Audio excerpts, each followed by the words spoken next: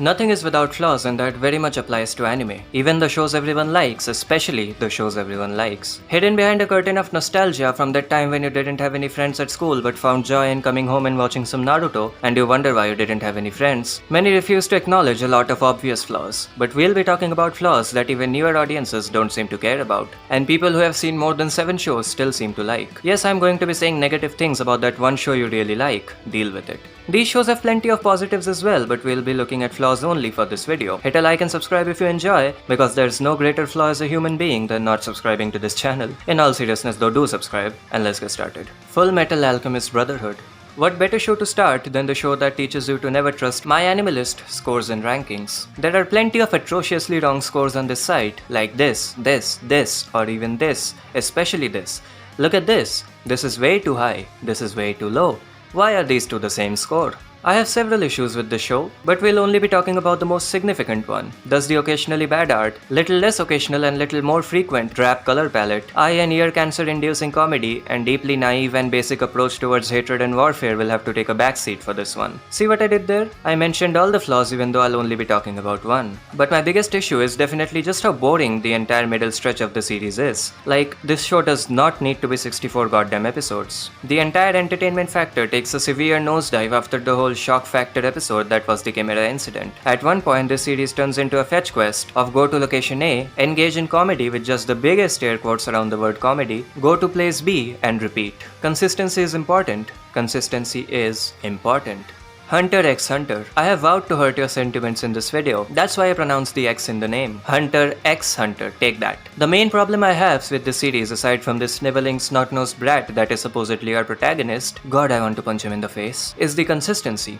Again, Hunter x Hunter. Okay, I'll stop. Spy X Family. Okay, that was the last one. The series does not need to be 148 damn episodes. Greed Island arc goes on for 17 episodes. That's 17 episodes too many. The first half of the Chimera Ant arc sees episodes of dumb character banter and comedy that is about as close to landing as the Columbia Space Shuttle. I had to Google space shuttles that didn't land for that analogy. It's just the overall consistency of the arc taking a hit because of stuff that does not need to be there. Even the York New arc suffers from this to a lesser extent, and the problem is common throughout pretty much every single arc. Yeah, it's common to the shonen genre as a whole, but not all shonen shows are held in the same high regard as Hunter x Hunter. Yeah, I wish that wasn't a thing, just like the Greed Island arc. Jojo's Bizarre Adventure. Look, I know this is a different case, alright? Jojo's exhibition of the ideal male form adventure started in 1987. I can't really call it generic, unfortunately, so I'll just say parts 1 and 2, mostly 1, have not aged well at all. It's like someone is making a parody of shonen tropes and cliches. Again, I know it's a prototype, not a parody. It came in 19 sweet Jesus, that's a long time ago, 87, but it's my video, so shut up. Part 3 for a majority of its runtime is boring, just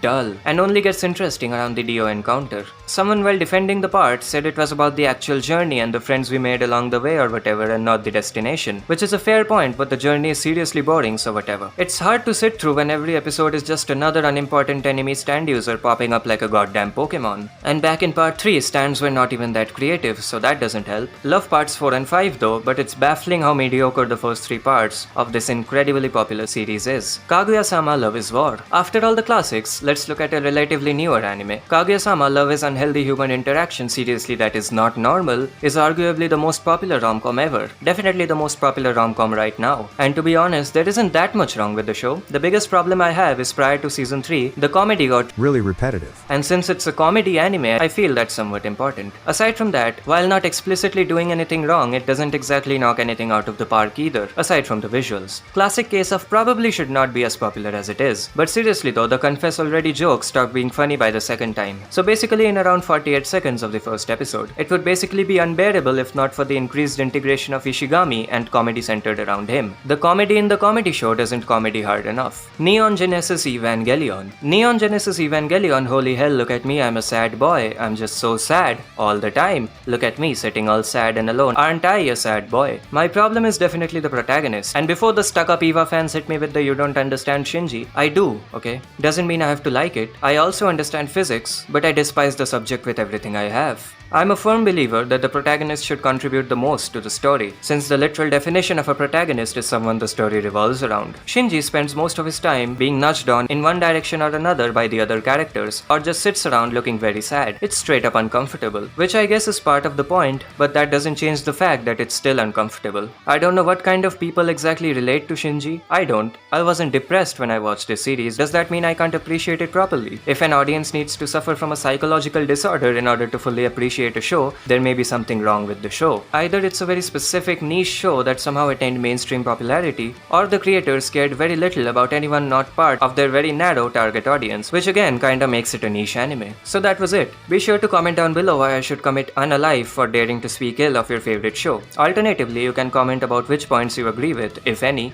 and which you don't. I may make a defending some anime everyone hates video as well, sort of the opposite of this video. I waited until the end to say this, but the growth on the channel lately has been really amazing. A massive thanks to everyone who checked out my videos and subscribed to the channel. Like and subscribe if you enjoyed, and until next time.